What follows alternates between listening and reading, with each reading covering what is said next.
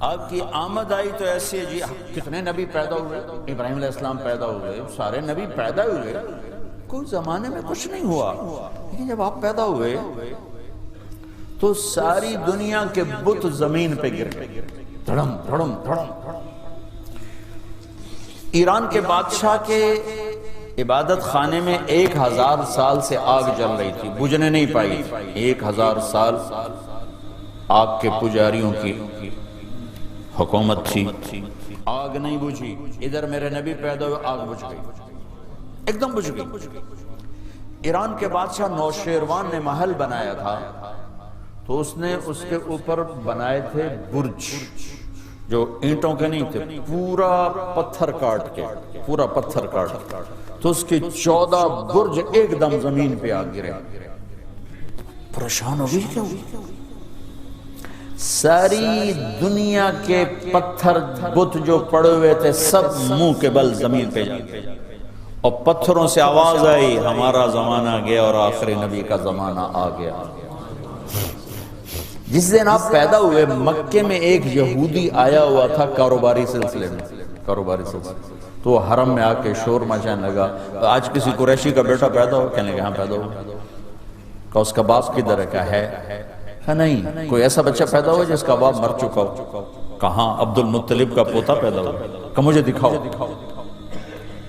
تو آپ وہ گیا، آپ جو بلایا، چہرے کو دیکھا، پھر یوں کمر سے کپڑا ہٹا کے دیکھا تو مہر نبوت، تو اس نے ایک چیخ ماری، ویل لبنی اسرائیل، ارے یہودیو تم تباہ ہو، لقد خرجت النبوۃ منہا، آج نبوت تمہارے گھر سے نکل گئی، ورحتم بہا یا معشر قریش، ارے قریش تم یہ نبوت لے گئے۔ ایک دن آئے گا اس بچے کا نام سارے عالم میں گونج چکے۔ آپ کے چچا حضرت عباس، یہ تو عجیب بات سنائی کہ یا رسول اللہ مجھے ویسے آپ کے بچپن میں پتا چل گیا تھا آپ کوئی بڑی ہستی ہیں۔ آپ نے کہا وہ کیسے؟ کہ ایک دفعہ آپ کے گھر آئے تو آپ چارپائی پہ لیٹے ہوئے تھے، چھوٹے معصوم بچے، اور اوپر 14ویں کا چاند تھا۔ تھوڑی دیر بعد نے دیکھا کہ آپ کے ہاتھ پاؤں کی حرکت کے ساتھ چاند حرکت کر رہا تھا۔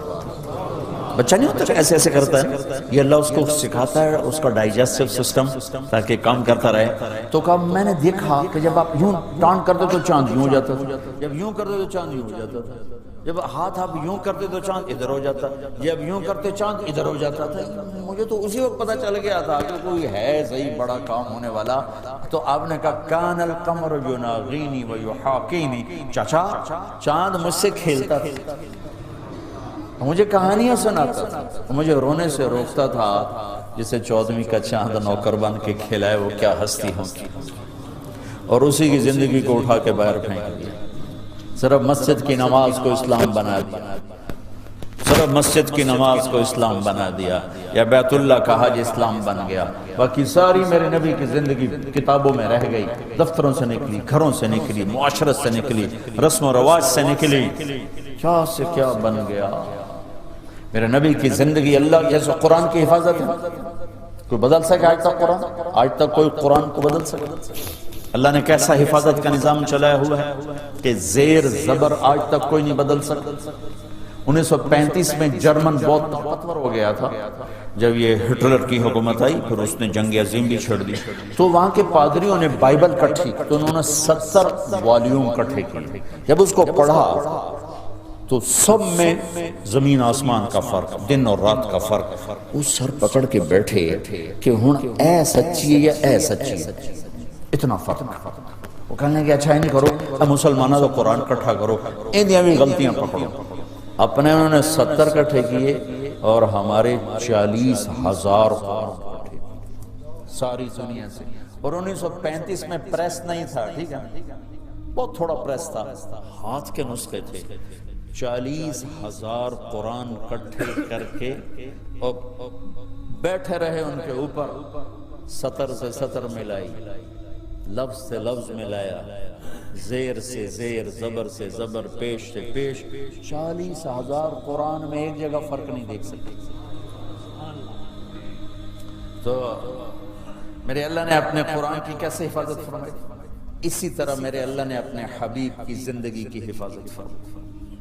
آپ کی اداؤں کی حفاظت فرمائے، آپ کی چال کی حفاظت فرمائے۔ کسی نبی کی سیرت معلوم نہیں، آپ کی پیدائش سے لے کر وفات تک ہر چیز روز روشن کی طرح۔